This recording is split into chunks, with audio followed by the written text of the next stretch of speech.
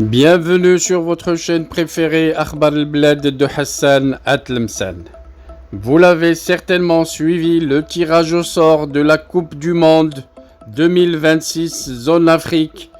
Les poules ont donné des matchs très serrés pour le Maroc, mais aussi pour d'autres nations du football.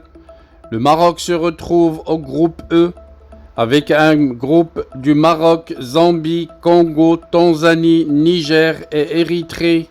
Bien entendu, le Maroc devra faire attention à la Zambie et le Congo.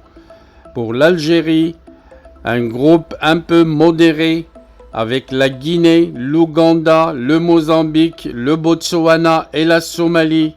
Mais il faudra peut-être faire attention car dans la Coupe du Monde, on ne joue pas avec les petites équipes. Il faut faire très attention. Voilà donc aux éliminatoires du Mondial 2026. Le Maroc affrontera le Niger et le Congo dans le groupe E. C'est à l'issue du tirage au sort des éliminatoires de la Coupe du Monde 2026 qui vient d'avoir lieu depuis un instant à Abidjan. L'équipe nationale du Maroc a été placé dans le groupe E avec la Tanzanie, le Niger, l'Érythrée, le Congo et la Zambie. Le premier du groupe sera qualifié directement pour l'événement planétaire. Lors de ces éliminatoires, les premiers de chaque groupe seront directement qualifiés pour la Coupe du Monde 2026, conjointement organisée par les États-Unis, le Canada et le Mexique. Les 4 meilleurs deuxièmes s'affronteront dans un mini-championnat. À son terme, le vainqueur disputera les barrages intercontinentaux. Le calendrier de ces éliminatoires s'établit comme suit, bien sûr. Le match numéro 1, le 13 et 21 novembre 2023. Le match numéro 2, le 3 et 11 janvier 2024. Troisième match du 17 au 25 mars. Quatrième match du 1er au 9 septembre 2025. Cinquième match du 6 au 14 octobre 2025. Sixième match du 10 au 18 novembre 2025. C'est le barrage bien entendu. Et le tournoi du barrage FIFA en mars 2026.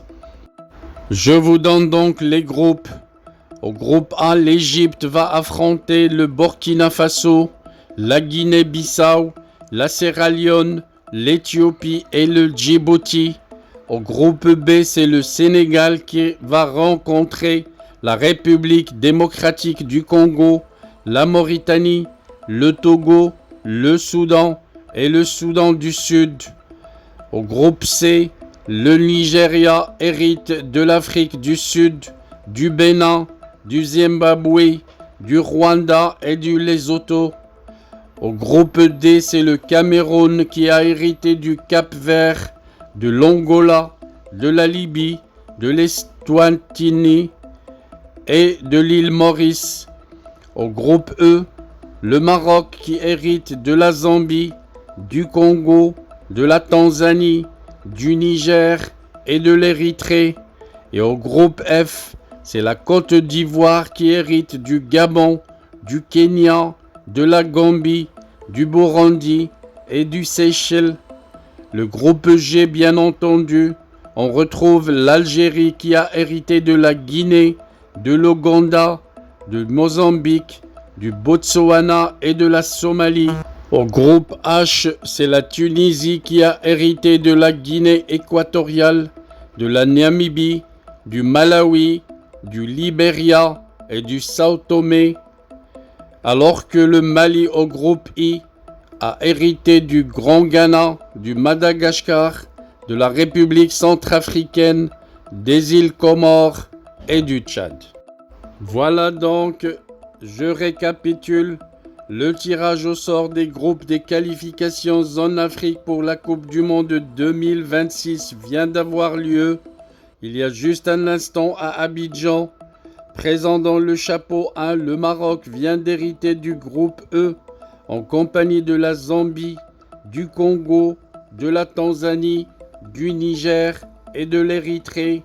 La cérémonie d'ouverture de cette Assemblée générale ordinaire s'était déroulée en présence notamment de Patrice Motsepe, le président de la CAF, de Gianni Infantino, le président de la FIFA, et de Fawzi Lakja, le président de la Fédération royale marocaine de football. Les équipes qui ont pris part aux éliminatoires ont été réparties en 9 poules. Les vainqueurs de chaque groupe seront automatiquement qualifiés pour cette Coupe du Monde de la FIFA 2026. Les 4 meilleurs deuxièmes des poules joueront dans un tournoi de barrage de la CAF. Et bien entendu, le vainqueur de ce tournoi participera à un deuxième et dernier barrage de la FIFA, auquel prendront part 5 autres équipes. Les 2 premières seront qualifiées pour cette Coupe du Monde.